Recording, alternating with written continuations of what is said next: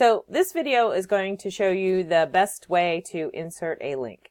So the best way to do it is to go to your code and to wherever you're going to place your link. I'm just going to go ahead and place it down here to give you some fresh space here.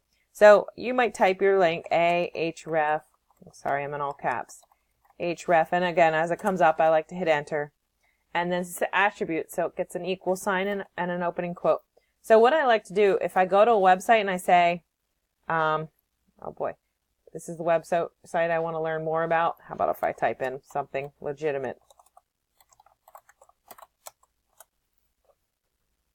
There we go. So if I say I want to link to this website, I'd come up here to the URL bar, click up here, copy it, come to my code, paste that right in between the open and close quotes that I just added there myself.